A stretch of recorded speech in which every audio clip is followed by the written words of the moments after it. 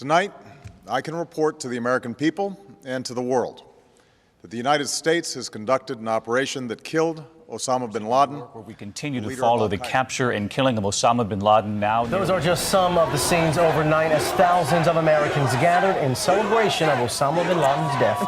Former Navy SEAL Rob O'Neill says he has thought about the mission every day since that May Day in 2011. From multiple conversations you had with Rob O'Neill over the past year and a half, how'd you get access? And you described that his head kind of exexploded. Yes. When you hit him. I actually hit him 3 times because I shot him twice when he was standing and once on the ground. That is the fucking American badass right there. Go, go, go. We are not going for fame, and we are not going for bravado.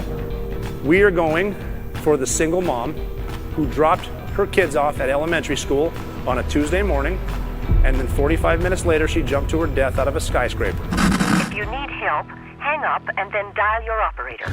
I'm Rob O'Neill, and this is the Operator Podcast.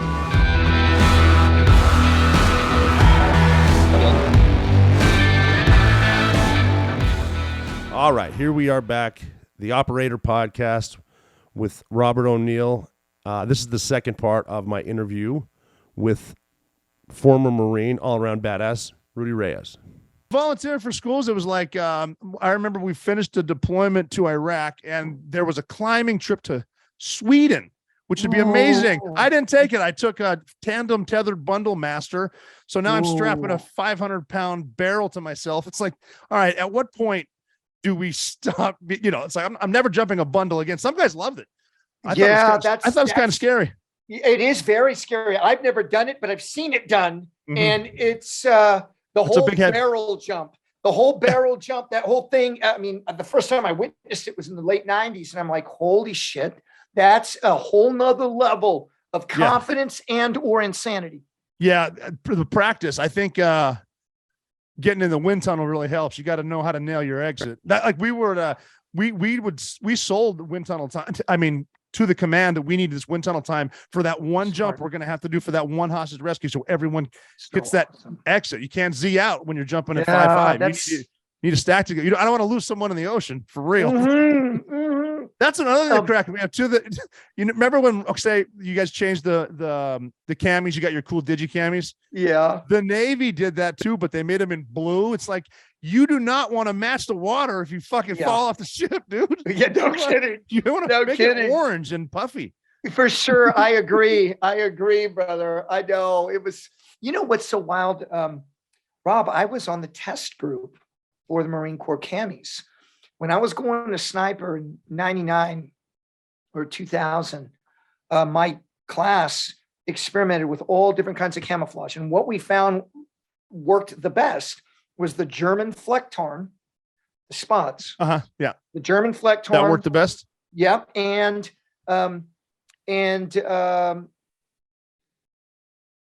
colors that do not disturb baseline. So we were doing olive drab and basically a desert, a coyote tan. Yeah. From that, then they created the digital because I guess it was some marketing too, like we're the new fighting force and now we're moving into the freaking space age. But it was really that, and Tiger Stripe. We found Tiger Stripe because I was going to school in Scout Sniper in Virginia, in Quantico.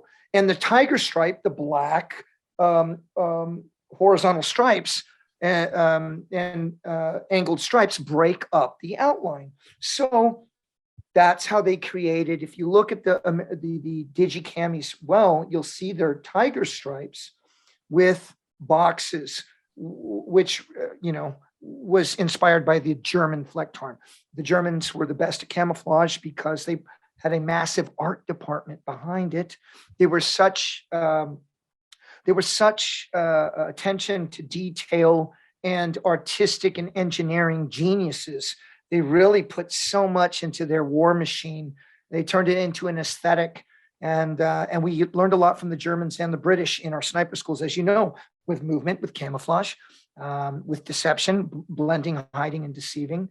It really is an aesthetic. I found it incredibly engaging, brother. I loved it so much. I'd never used weapons before because I came from the streets in the hood, and the weapons that I saw used were used with blacks and Mexicans killing each other. I'm Mexican, American, and I I focused on martial art because it had character behind it, and it kept me off the streets, and it kept me, moving towards the North Star. But when we picked up the responsibility of carrying a rifle for our country and using weapons for our country, the maturity, a deeper sense of maturity came, and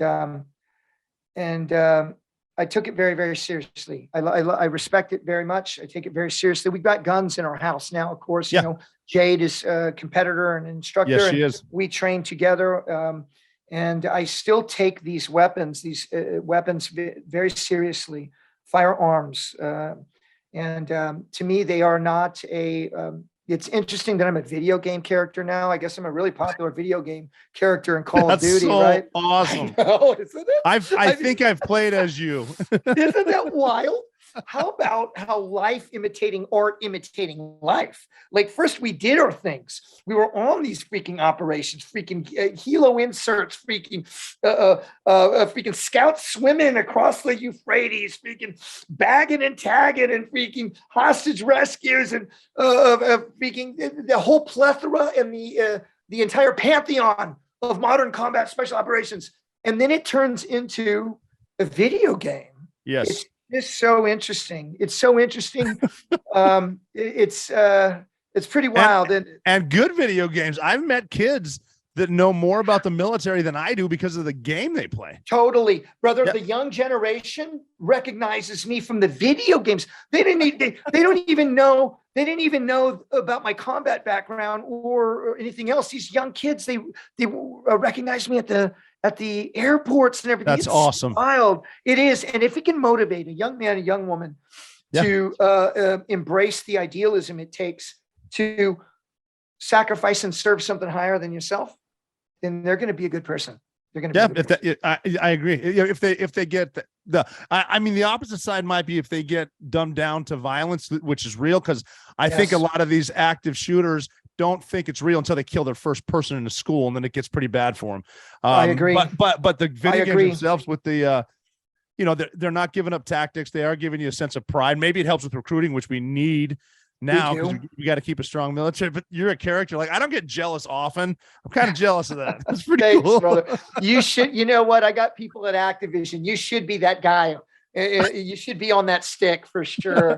It's interesting. I don't play video games, or you and I, we come from a generation where we still played outside and utilized our human skills at 8 years old to go link up at the freaking behind the schoolyard with your homies and cobble together a bicycle, from different parts. You remember you used to freaking take apart your bicycle and put it back together and find some trails. We were very action oriented and hands on and very much connected to our environment. This modern world where the youngsters are being so immersed in screens only. I do worry about that, brother. We got to get these kids outside, rough and tumble, building up some bike ramps out here with some cinder blocks and some plywood, and get out there with your homies and we can jump them bike ramps and scuff up your knees. We never had helmets or anything. No. I went skiing for the first time. I grew up skiing, and then we joined the Navy, didn't ski for a while, went back, and helmets were required on the hill. I'm like, a helmet for what? For skiing? I'm going to fall in the snow. I'm not doing flips and shit. I'm just skiing or whatever. So you just brought something up. You know that Miss Gwyneth Paltrow is in a huge lawsuit right now from some cat who I think is scamming her. I think he's scamming her. Isn't that wild? I imagine, Rob, that you feel still young too. I feel young. Oh, yeah. Mm-hmm. And I look back at our country, what I see now and where we came from. It has changed so much. Oh, yeah, it has. Yeah, it has. I mean, that would just be cool to get hit by Gwyneth Paltrow skiing. It's like, what a great story. Maybe be nice enough to ask for a selfie and then let her get on with her life. Is that what happened? Like, did she hit him or something? Do you even know the story? I think they're even talking about maybe he hit her. But it might have even been set up. You can't even. Yeah, this is all the bullshit. All the way down to helicopter parenting, where you can't do this and don't hurt yourself. And then, I mean, you like, drinking from. Literally, we would drink from the water hose when we're outside, and I think your immune system gets. Well, shit, you're talking about popping blisters in your gums. Yeah.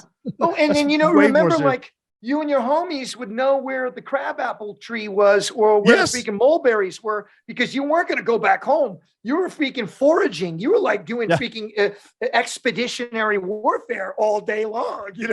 It was quicker to get home jumping rooftop to rooftop than it was to go down the alley. Yeah, brother. I mean, you know what I'm saying? It was a different time. I hope we can start bringing that back. When I do see young people in sports, that gives me a lot of hope.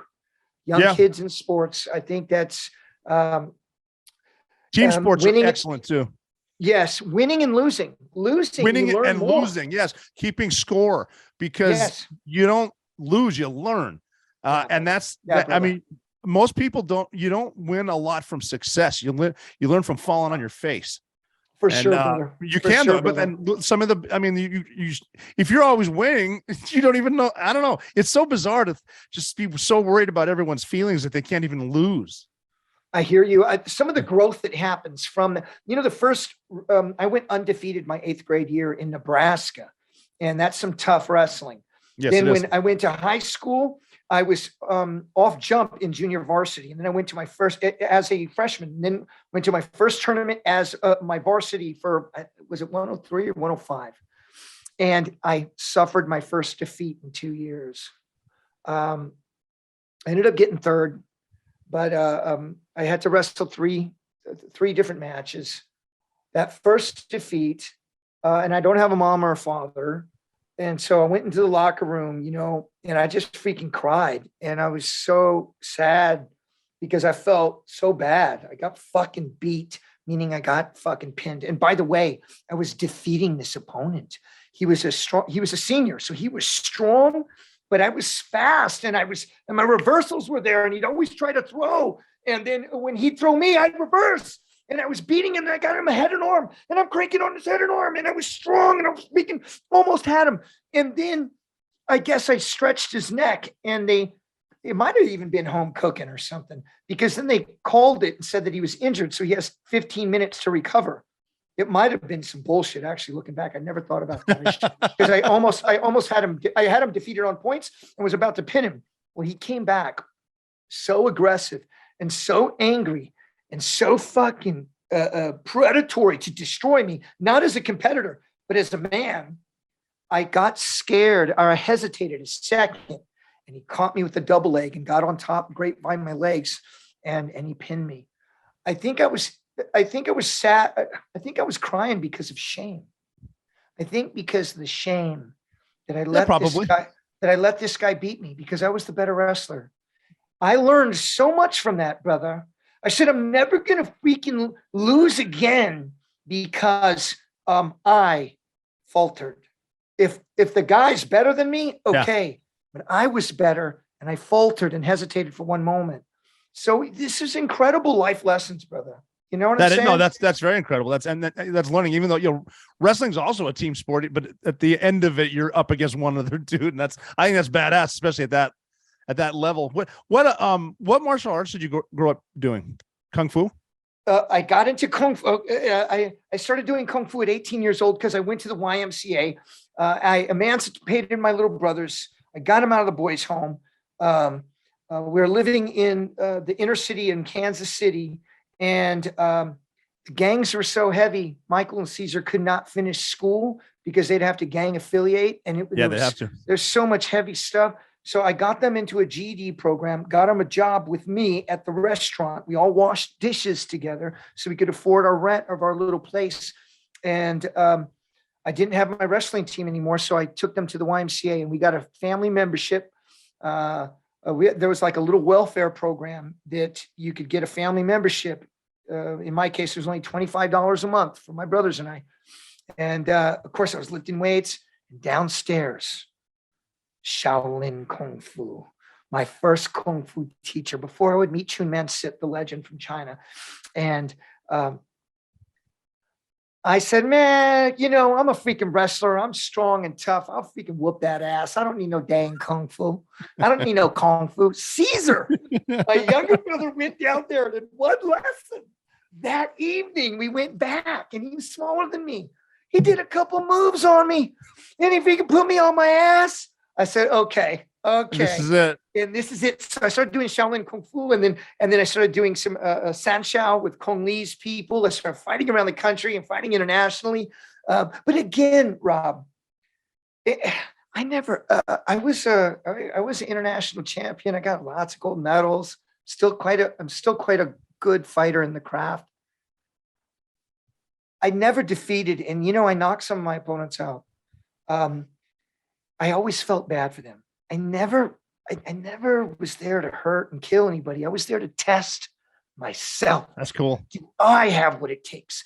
Do I have what it takes to compartmentalize this massive amount of data that's coming in, put away my fatigue, fight after fight after fight, and execute? Actually, it's what we do as operators. In that zone mind or that slipstream where we're maybe not even in our bodies anymore, and we are just executing. You know what I'm saying? Yeah, I think it's along with this. You get used to it. You get used to stuff, and yeah, I've heard you talk about fear before, and I think there's for me anyway. There's fear before I know what we were gonna do, but then you get into it. I remember being at a point where if I heard shots being fired, it just got exciting. Like, all right, here we go. Yes. Which can lead to complacency maybe, but yeah, I mean, just getting into your environment, getting into the operation, and being so good. I'm not trying to brag, but being so good, wondering, is the enemy just really bad, or are we really this good?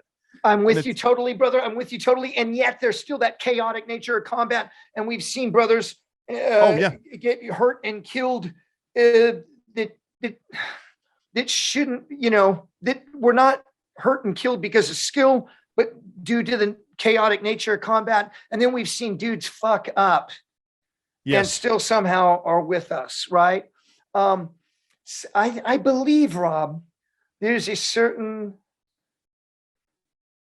levity and joyousness that comes from complete and utter giving of ourselves. Like, what is it? When we completely surrender. When we completely surrender, I know this is going to sound crazy to my warfighting brothers out there, but when we completely surrender, we're at our most vital, we're at our most intelligent, we're at our most capable, and nobody can stop us. There ain't nobody on the freaking planet that can stop us when we completely surrender to that process, right? I've also realized too, like, I know there's big arguments with rules of engagement and how that costs lives. The more latitude we were given, the better we were for the civilians, because I agree. We can do more. I'm not going to go in murdering people. I'm not going to hurt people who don't need to be hurt. That's right. But when you start putting rules on it, that's where they start taking away. Like, if you need to pre-assault fires, which is part of the reason Extortion 17 got shot down. We lost 31 guys because they weren't allowed. We weren't allowed to have pre-assault fires because some lawyer decided that we couldn't do it. But I remember being in Iraq. There was like I don't know what the number was. It was like 20 innocents lost on one kinetic strike was acceptable. And that makes no sense to me, but we never did. It's like, give us the room and we'll make the good decisions. Exactly right, brother. Trust in your people, trust in your leadership. I had the greatest teammates and my other fellow team leaders and my platoon commander. They're so in recon, our platoon commander has to go through school and does everything with us. And this is the first time officers get beat by enlisted men, by the way. No shit. Yeah. Right. Uh-huh. And they don't go out on every op. Or actually, I run my operations on my own, unless we're doing something special where we need the whole platoon. You know what I'm saying? Yeah. The love and the respect that we have for each other, because in a sense, we are the freaking fingers of the platoon commander's hand. And he's always there to insert us and extract us. And that latitude given to me, I mean, my platoon commander, to give me the latitude to train all week on my off time between raids and recon and sniper work, blindfolded, putting my explosives in my pack and out of my pack with earmarks of tape so I know which is which and where I'm going to put the leads, because I know at night in a week from now when I go do patrol to this bridge and climb it with this 100 pounds of explosives, that I'm not going to be able to turn on a freaking flashlight to see what I'm doing, that I'm going to take that. I was holding myself up with my chin on an I-beam. Shit, really? Yeah. My feet were wrapped around a span. My chin was on the I-beam so that I could take off my pack and slide it onto the top of the bridge and then pull out the charges and then tape them up. That is some straight up war hero shit right there, man. Are you ready for this? Why I forgot that I even did. I mean, this is just a Tuesday for me. This is a Tuesday. So years later, when I'm in the mental institution, this mental institution for guys like us called Veterans Village of San Diego, I was struggling really bad with depression, therefore violence, and drugs and alcohol. Yes. And I was there for a year. It was a year-long program, and it was really humbling and humiliating. I was there with mostly criminals and dirtbags. Because this is in the Obama times, if you're a criminal or a dirtbag and even signed up for boot camp in prison, you rated to come out and go do this program. I've never been arrested. I've never been in trouble with the law, but I was falling apart, brother. And so I was there with some really bad people. But I didn't quit. I stayed there for the whole year, and we ran a meeting called Triple Threat: PTSD, combat experience, and alcohol or drug abuse. So we ran this meeting, and I get up to speak, and a commander from a CAT unit that I operated with happens to be in the meeting, and he's still in the Marine Corps. So they would send active duty guys to this meeting too, because they were struggling. This is around 2012.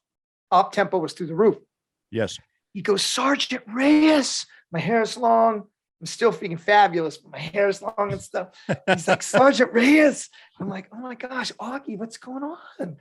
And then he says, man, Sergeant Reyes, still call me Sergeant Reyes. Sergeant Reyes, I never forget when we saw you on the FLIR, climbing underneath that bridge and setting that bridge up with explosives. And then it hit me. I remember his Lance Corporal, vehicle commander, in the comms, on my comms saying, holy shit, Sergeant Reyes is Spider-Man. And it made me feel so good. It reminded me, Rob. That's good. I don't know if you ever go through this sometimes. Maybe you don't, because because you're very famous for great works. But if you ever go through times when you feel like, fuck, who am I, man? I mean, because my ops are behind me, right? You know what I mean? There's young, strong, capable men doing what I used to do. Yep.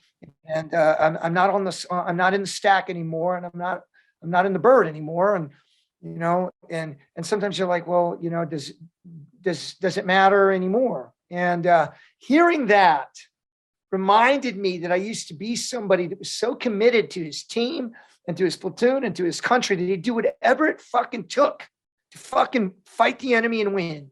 And that made me feel real good, Yeah, that's good to hear. That's great to hear. Because I'll go through spots like that too. And yeah, everyone has ups and downs, I think, especially if you've been to combat and seen some of the stuff. You're going to have bad days.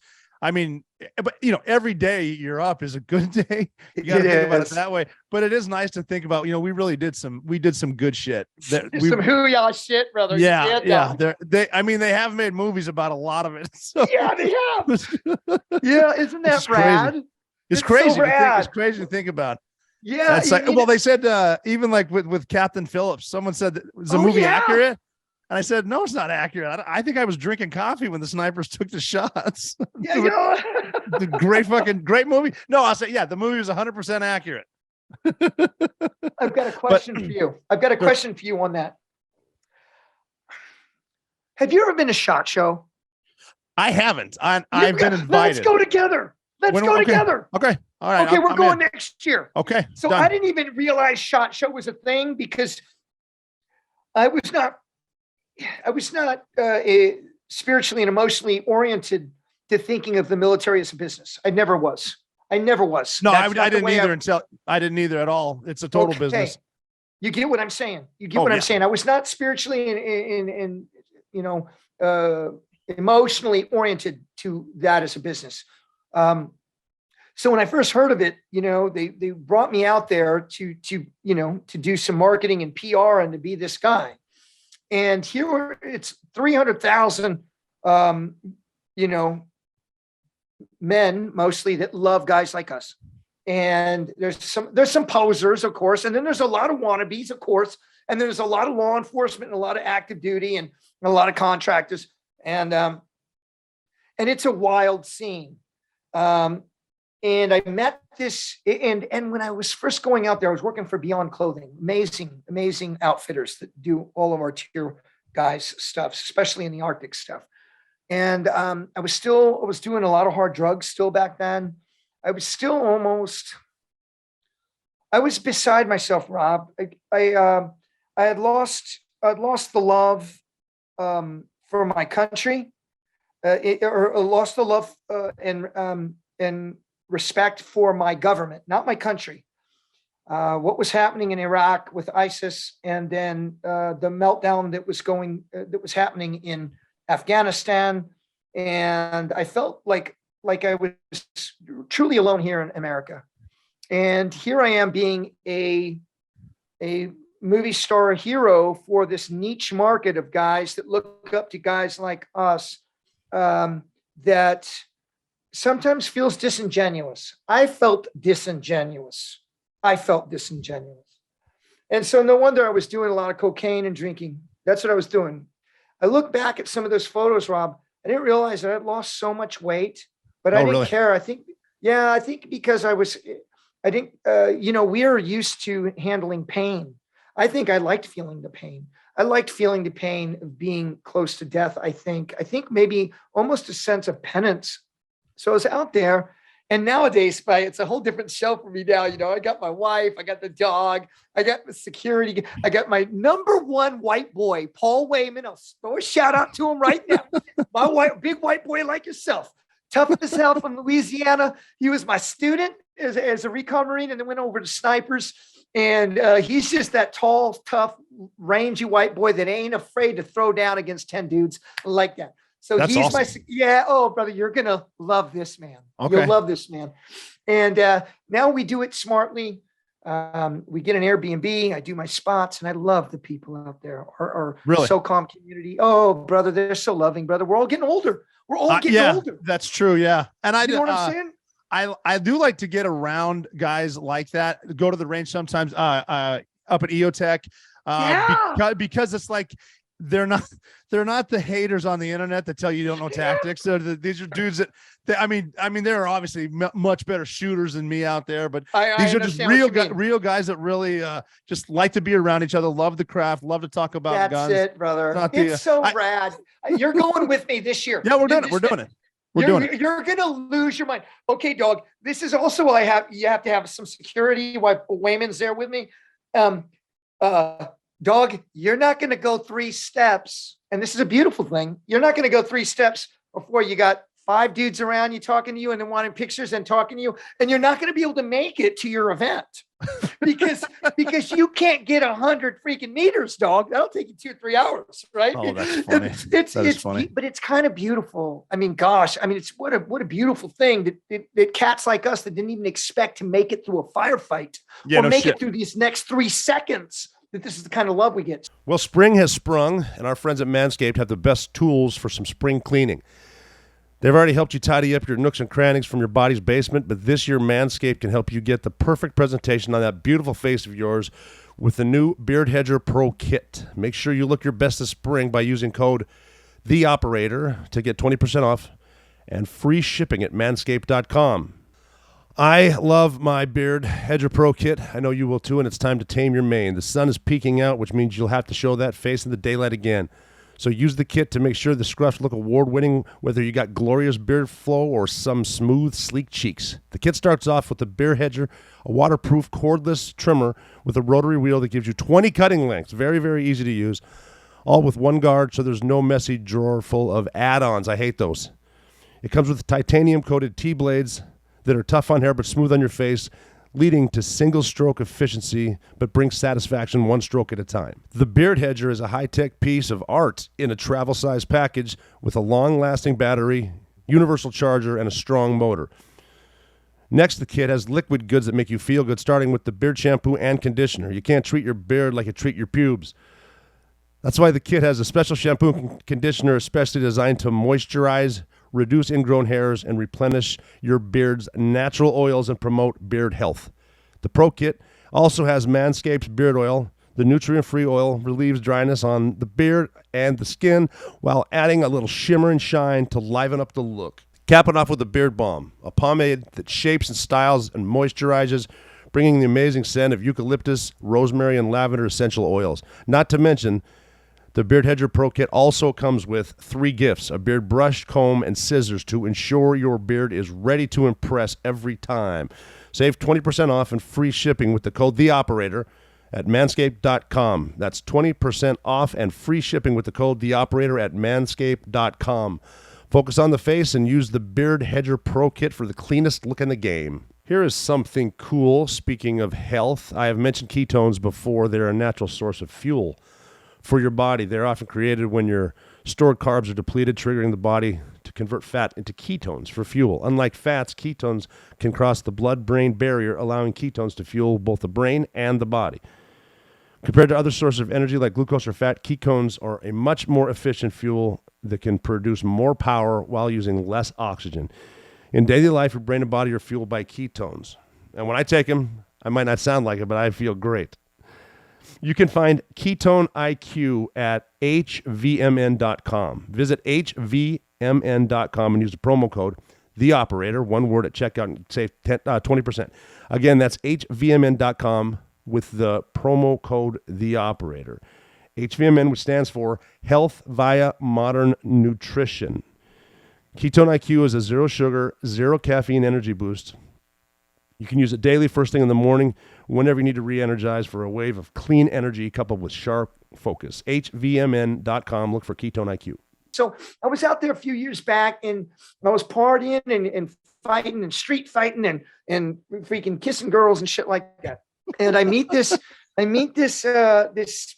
I think he's a CCT, or he might be pararescue, but I think he was CCT and ran some great, obviously a super high-end communicator and JTAC. I don't know what they call it now. I was a JTAC then, but I think there's another level, right? The highest end JTACs, right? Yeah. Okay. So I'm sure there is. I don't know what it is either. I know. There's all kinds of wild stuff. Someone's going to correct us for us in the comments. Watch. And this guy was a squared away dude, tough white boy, good shape and great attitude, a little bit strangely, maybe sociopathic. It's kind of fucking. Some people that get into that line of work, I think a lot of sociopaths are attracted to the job we used to do. I know a few of them. I thought for a while that I was one. So it's I understand. I think it can be a nebulous space that we have to go to sometimes. And I think also maybe some of our like this guy also had it seemed like a bit of it could be also autism, that he's so brilliant and so smart and so disassociate.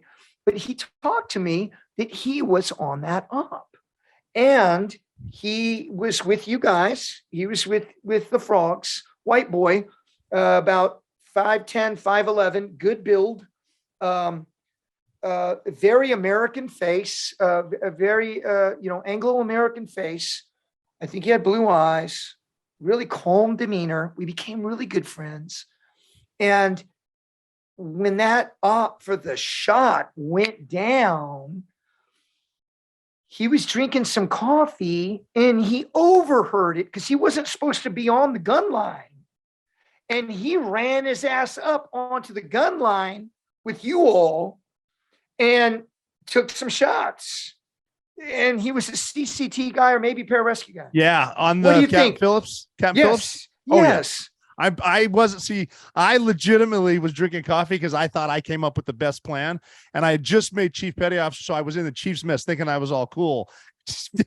and then they said, "Hey, we got him. We just got him." It's like, well, fuck. This is you're the first person I've talked to about this that would know about it.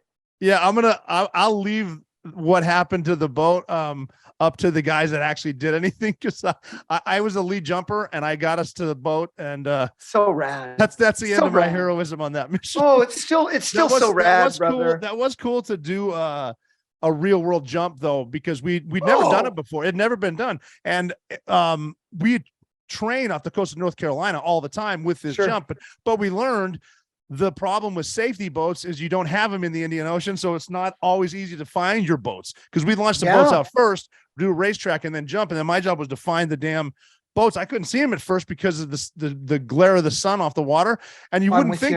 They're like, why don't you do a night jump? It's like, well, you don't want to jump into the water at night. What if you go to a reserve and then you're by yourself? You don't want to be in the ocean. The risk goes through the roof. The risk it becomes astronomical. So you did that freaking water, brother. That's so incredible. I did a lot of water jump trainings, and remember, we'd have to train in the pool first, get to the center of the parachute. You had to do the whole protocol, and then go out there and do the freaking water jump. So legend, brother. I love it.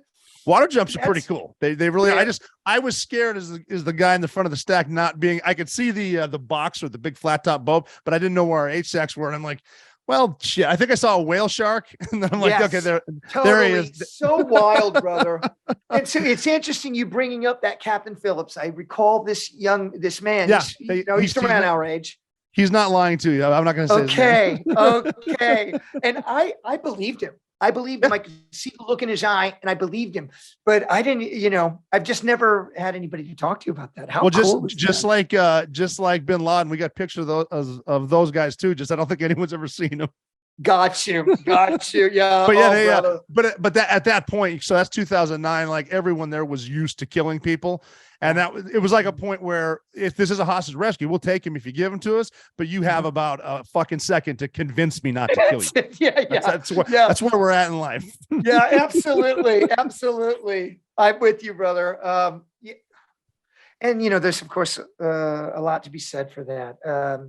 Decisive action in any part of our life is so absolutely critical for forward momentum.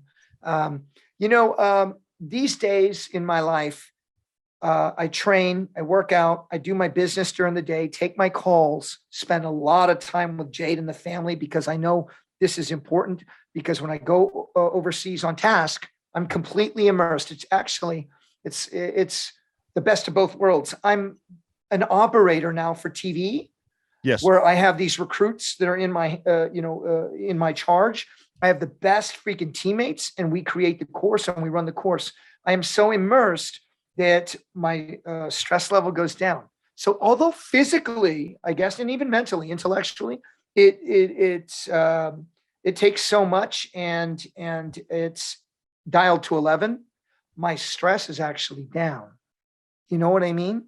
Because I'm completely immersed there. And it's just, it's pretty wild. However, now at home, I guess I could just take it easy and work out and eat really cool, good food and have smoothies and just mess around or whatever. All I can think about is like my new production company. Oh yeah. That's ingrained in you. Cause like when I still grind pretty hard, and when I'm out, I'm like, I can't wait to take a week off and sit on my couch. I'm on the couch for a day, and I'm like, I gotta fucking go. I gotta do something. I can't Me too, brother. I'm bringing our brothers together from our community. I've got a production company now, New War. I'm pitching now to Fox and National Geographic in a couple weeks. I'm the hot ticket right now. I'm doing stories, our stories, putting our people to work so we can be together. I really discovered how therapeutic and how empowering and healthy this was when I created Force Blue. Bro, when we're doing Force Blue and we're rebuilding reefs and we're doing ocean conservation, we are now doing a mammal program. And now we're teaching children to dive and do ocean conservation of the fallen. So cool. Very Gold Star cool. families. The brothers get together. Now we're working out in the morning. Now we're planning our dive, then diving our plan. Then we get off the boat. We're talking shit, which we love, talking shit about who is fucked up. You know what I mean? and you know, I got Kaj Larson. I got a stacked SEAL fucking crew in my. I got Kaj Larson. I got Jeff Reeves. I've got Jeff Gum. Jeff Gum, of course. Reeves. Jeff Gum's everywhere. Yeah, Jeff Gum's everywhere. And Jeff Reeves looks like the American James Bond, handsome as fuck, right? Race car driver, SEAL commander. And because I guess he did a lot of jump stuff when Kaj and Gummy Bears, as we call them, on the boat, they see the handsome old Jeff Reeves. And they're like, this guy's probably not that good underwater, right? Jeff Reeves is such a freaking legend diver, brother. He's so good. He's been from the beginning of Force Blue. He knows the work so well. And Gummy Bears hadn't been subsurface in a while. Gummy Bears hadn't been subsurface for a while. He was like, anyway, it's just so rad. And we've got how do you rebuild a reef? How does that work? Oh, brother, we grow reef in laboratories. Mm-hmm. And then bring them on the boat and then plant them at depth. That's one way. We also, after storms, reef that has been broken off, staghorn and antler, and we then go subsurface, scout swimmer style, rescue them, bring them up, put them on a buoy, swim them through the surface zone, and then bring them to my dive component subsurface so that they can take it to the boat so they're not exposed. We get them on the boat, and we have the ocean water aerated, and then we move to another part of the island. In this case, this was in Puerto Rico, and then bring them to depth, bring in cement buckets. Brother, it's so rad. That's really cool. Yeah, think about all the technical skills and abilities. Also on reef that has been diseased, mass down, fins up, minimal disturbance to the ambient life forms. We then take power tools and cut in trenches on these massive reefs, pack them full of epoxy, antibiotics to keep the disease from growing further. We tag all this, brother. It's just incredible, my man. That is incredible. Yeah, that's what we do. Force Blue is too, and now we've got a big board, a lot of SEAL brothers on the board. We've got Pepsi and the NFL are our sponsors. We're really growing, and it's becoming a quantum good mission to bring all of our brothers and sisters back together. Now we work with the VA. I've been in Washington, D.C. for some time. Any veteran that has served the country can take his VOC rehab through the VA, get his advanced open water, then come to us and do OJT, and then get the Dominus Ominous to be a Force Blue diver. And our men and women, soon to be women, you're making your 300, 350 a day. You get your per diem. We fly you out, and you're being paid for your freaking expertise in your work. It's been incredible, brother. We all have gotten. We've stopped drinking. We're training. We're together. We're doing something epic. You know what I mean? No, that is epic stuff too. That's very important too. Obviously, the environment, the ocean. I think you say any veteran can get open water. Any veteran, if they take their boat. People need to know that, because there are very few places more relaxing than underwater. Totally. When you're scuba diving, not when you're getting tortured. And like even the little shit you don't realize. I did some shark diving a couple times a few years ago, and just the stuff that I had learned from diving on a dragger and having the gear streamlined, like just that stuff you can use. You can be good at this. Your buoyancy. You're used to the decompression type stuff that you need to do. Totally. Diving's amazing. Plus, Jaws did such a horrible job of scaring everyone of the ocean. Like, you got to get in there and see them. Get in there. Brother. You can dive with tiger sharks. They're not going to fuck with you. If they do, if you get bit by a shark, you screwed something up. You were messing up. Yeah, absolutely. That hypertrophic cascade is so, it's almost like their spiritual and intellectual vibration are so beyond our stupid ass human. No heads. doubt about it. You know what I mean? Now, having said that, sorry, I got to interrupt. Bull sharks are assholes. They're dangerous.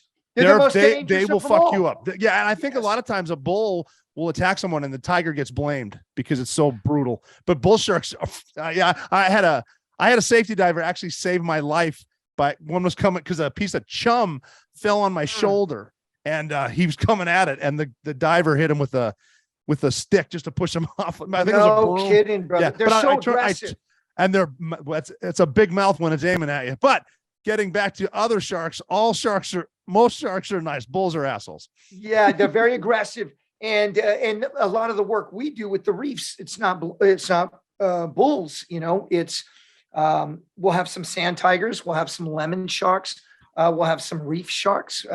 And then reef sharks are like puppies. They'll mess with you. They're fun. Yeah, they're gorgeous too. And then seeing these massive eagle rays and that's so Rob, cool. It's so wild subsurface when we're working in an area for some time, for about a week. Yeah. Little blennies and these little fish, they kind of become your friends. Like they come out of their little hole and mess with you a little bit, and then they go back in, and then you're working some more, and they come back out, and then you kind of create this little relationship, and it's pretty wild, brother. It heals you, man. It is, and it can physically heal you too. Yeah. Sucking in compressed freaking air. Yeah. And having the nurturing salinity of the water pressing around you, almost like being in the womb again. It's just incredible, brother. It's brought me back to life in such a way, and it's helped so many of our guys. All you out there, check out forceblueteam.org. You're going to be blown away. I was just going to ask you that. That's very cool too. And you said you have seals on there. Tell them I said hi and stop hating. I will. You know what? Well, Gummy Bear loves you, brother. He's awesome. And He's Kosh awesome. too. I mentioned that I fly quite a bit. I do fly a lot. And time does fly. We're already pushing through 2023 right now. Time's fast and flies if you're a business owner too. So don't wait any longer to level up your small business and set your year up for success. Get ahead of the competition by using Stamps.com to mail and ship. Stamps.com lets you put your own postage and shipping labels right from your home or office. It's ready to go in minutes, so you can get back to running your business sooner. Stamps is a one-shop stop for all your shipping and mailing needs. For 25 years, Stamps.com has been indispensable for over 1 million businesses. Get access to the post office or UPS shipping service that you need to run your business right from your computer anytime, day or night. No lines, no traffic, no waiting. And if you sell products online, Stamps.com seamlessly connects with every major marketplace and shopping cart. I use it as well, and it's great. Set up your business for success when you get started with Stamps.com today. Sign up with the promo code The Operator for a special offer that includes a 4-week trial, plus free postage and a free digital scale. No long-term commitments or contracts. Just go to Stamps.com, click the microphone at the top of the page, and enter the code The Operator. Get a 4-week trial, free postage, and a digital scale at www.stamps.com/theoperator. Thanks to Stamps.com for sponsoring this show. Well, the dollar is tanking, and we all saw what happened with the crypto market last year. Why would you trust your hard-earned savings in unstable governments printing their way out of debt or volatile, shady overseas advices? Take my advice. Protect your financial future with something real. Gold and silver from my friends at Allegiance Gold. Allegiance Gold can help protect your IRA or 401k with physical gold and silver, or if you prefer, have it delivered securely right to your front door. I've been all over the planet, and there's only one universal currency that is always of value, and that is gold. Allegiance Gold has some of the highest ratings in the business. 5 stars with TrustLink, AAA rated with the Business Consumer Alliance, and an A+ from the Better Business Bureau. Go to protectwiththeoperator.com and get up to $2,500 of free silver on a qualifying purchase when you tell them the operator sent you. Or give them a call at 844-790-9191. That's 844-790-9191. We cannot control the Biden administration, but we can prepare for the consequences of their policies. So go to protectwiththeoperator.com. That's protectwiththeoperator.com. And that number again is 844-790-9191. I'd like to say I've got the coolest. Guy. I've got the coolest seals in my life. You know what I mean? I got the coolest seals. I got the Jeff Nichols. I got the Sean Matson. I got the Kosh. I got the freaking gummy bears. There's another great dude, and of course Remy. Remy's incredible. Denzel. Yeah, there's he's another dude that you see him in first, and you got to do a double take, like in person and on TV. Damn, yeah, yeah, I know. Beautiful muscle bellies. But you know what? When he gives me a lot of props. Remy and I, man, he loves me so much. I love him too. We freaking got each other's back. There's another guy that needs a SEAL brother that I don't know if too many of you know. You might know him. His name's Paul Toma. I do not know him. He's granite jawed, blue eyes, black hair, strong, stout. And he worked on the last Tom Clancy, Jack Ryan picture. Him and my brother, RJ Casey, who is a Green Beret and Ranger and then went to pararescue. They are that insert extract team and that DA team in the latest Jack Ryan. Yes. Paul Toma is just this freaking 220-pound, a twisted steel and sex appeal, granite jaw. He also studies Shakespeare theater. He's coming up, and I can't wait to get him to work on some entertainment stuff with me. He's a dear brother of mine. When we were living in LA, got another guy named Pierce Cuccinisi, Ranger guy. We were all living in LA at the time, about 4 or 5 years ago before the meltdown. And we go to Gunnar Peterson's gym, Beverly Hills, and it was just incredible. All of us together fighting and training and pursuing our dreams. And it's wonderful to see our guys that are out there. And I don't care what the haters say. Entertainment business is just as competitive, if not more competitive. I'm sure it is. If not more competitive than SOCOM. And I'm serious, brother. It's so competitive. I believe you. And any of these brothers that are making it, I freaking hats off to them, and I can't wait to do more with them, brother. That's why I'm doing what I'm doing That's now. a good attitude. I had a boss one time say, when we all retire, which we will, if we decided to work together, we could take over the world, but it'll never happen. It's like, I don't know why can't we just all work together? We could crush this shit. We'll find a way, brother. Yeah. We'll find a way. Yeah. Hey, I wanted to ask about two final things. Sure. I watched your survival show about like an apocalypse type thing. Oh yeah, Apocalypse That was awesome. Man. Wasn't it incredible? It was so way ahead awesome. of its time. It was way ahead of its time.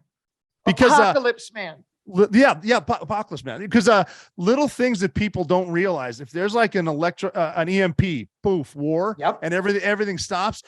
The scientists are saying there's going to be immediate chaos, and 60% of the population's dead within 4 weeks. Yep. It's like it's. I mean, I'm not trying to scare people, but it like you showed a great way to make fires. You got to know how to get water. And it wouldn't kill you to have some food stacked up. And for everyone out there, you might want to have a gun or two. That's right. And the diesel. Remember, I said, okay, we got to freaking find a vehicle that it has no computer chips. I can show you how to freaking hot wire it, and we're going to freaking make freaking biodiesel, and we're going to run this thing. Right? Yeah. It was really. Brother, was really ahead of its time. That's a lot of preparation too. I mean, I'm sure you knew a lot of that shit, but a lot of preparation. And there's shit you got to know. Like, if the world stops, if the satellites get shot down, can you use a map and compass because your iPhone's off? Absolutely. Like, Terrain associate. Terrain associate. What are your cardinal directions? Yeah. Mm-hmm. You have the baseline hunter skills and warrior skills to can you hunt? Move surreptitiously, get to high ground. Do you have the patience to observe and beware? You want to go into these cities because there's resources. There are going to be people there and how are they going to act? I mean, it might get into clans, but it might get pretty violent. And the one thing I loved about it was how you mentioned the sewer systems, because everyone's not flushing anymore, and some of the drainage has actually cleaned it out quite a bit. Not a place to make a home, but it's a good place to get around. That's pretty cool. A great surreptitious way to freaking get around. And what about there's this little part? And by the way, that was a Brit production. Something about the Brits, brother. They get me. The best stuff I've done in film and television has been British. You know, really. So, do you remember I'm walking around? I got my mag light. Yeah. My dad is a Marine in Vietnam and a cop afterwards. He's passed away now. I love him so much. And he used to beat a lot of motherfuckers' asses with this mag light, right? He loved it. He talked. That's a great tool. Yes. So you hold it like this, remember? And I'm looking around and I go, and you hold it like this because if you turn the corner and you run into somebody with a bad attitude, you don't freaking swing. Yes, with a bad attitude. That's true though. And also, I love how you said the a crowbar is worth its weight for me to carry. Oh yeah, it's a tool. It's everything you need, a tool and all that stuff. And Rob, that was a real deal. Now in the production, it took me 3 times to get it to stick because I was competing against Bear Grylls. The word had come out that Bear had done some stuff that was fake, and so everything I did was real. It took me 3 tries to get it in there. Now the production was like, well, Rudy, you're going to swing across. You're going to swing. And I said, well, the physics don't really make sense that I'm actually going to get across. Why don't I tie in some freaking handholds? Because if I don't get across. Yeah, no kidding. It's cold as hell in Detroit, and there's all kinds of heroin in the freaking river. Who's going to help me? Oh my gosh, the safety boat was inflatable, like thing they got at Walmart. There was no safety. So I'm like, well, this is on me. So I did that for real, Rob. You see me cranking them. Yeah, that was. I'm not gonna lie. I just watched that. Yeah, it was awesome. Absolutely fantastic. But I love that outside the box thinking, because with the normalcy bias, people think something bad can't happen because it never has, but until it does. Like, who would have thought we'd be locked in our houses for a few years? But they did it. So true, brother. So true. Yeah, and here we are. Yep. I know. Back, and who knows what's going to happen. And but again, every day above ground's a good day. You got to make it a good day. One final question for you. Yeah, brother. How does it feel to be the second best shooter in your house? Yeah. Oh, you know what? Well, okay. This is how it feels. By the way, I'm more accurate. And Jade will tell you. Her reloads are insane. I know she's very fast, and I'm more accurate. But I'll tell you what. This is something I never thought. I never could conceive. I don't know where you're at right now, Rob, with this, but have you noticed your eyes have gone? Yes. I was just thinking that I'm not a good shooter because I'm like, when I go to shoot, people want to shoot against me. And if I lose, it's like, well, I don't want to make an excuse, but I'm fucking blind. It's so true. I would have never seen this coming. No pun intended. So now I've got special glasses and such. And yeah, she's got those young eyes and the passion, and she's so fast with those reloads. Most importantly, brother, she's passionate. This is the same place she teaches her classes online and does her stuff here. She's so passionate, works so hard. I was watching some of her. I think she posted some today of doing reloads, and the form is awesome. I love the muscle memory. You can tell she's a pro, but at least she's like really, really cool. So that's great. I'm going to give her some of that love, brother, because it's so interesting. Oh yeah, I'm a fan. Awesome. What makes her so awesome? So what makes her so awesome is this. She compares herself and works only around men who are physically bigger, more aggressive, dominant. That's how men are, especially in the world of military law enforcement. Mm-hmm. That is the culture she grew up in, and that's the standard she holds herself against. You'll never see her fall back to, because I'm a girl, or because I'm 130 pounds. That's not even an option. Exactly. That's so I think it's cool. awesome, brother. No, we'll all be together for SHOT Show, all of us. All right. Okay, we're making that happen. I need to get on one of those forest blue dives eventually. Okay, brother. Anytime. You're always invited. All right, brother. I really appreciate you coming on the podcast today. This is so much. Always fun to catch up with you, brother. Thank you, brother. I love you, brother. I'll see you soon, my man. Well, thank you for joining my podcast today. Rudy Reyes is amazing. That's a crazy story. I learned so much, a lot of stuff that I had no idea. I appreciate everybody showing up too. I always end with you're never out of the fight. I want you to remember that too. And if you read anything on Twitter or anything like that, social media, I'm not saying I'm not pro Second Amendment. I'm just saying that there's got to be a way we can discuss mental health issues and people with access. So just drop some love if you want, and I'll address it more on my next podcast. But I appreciate your time today, and everybody for coming along on The Operator. You're never out of the fight.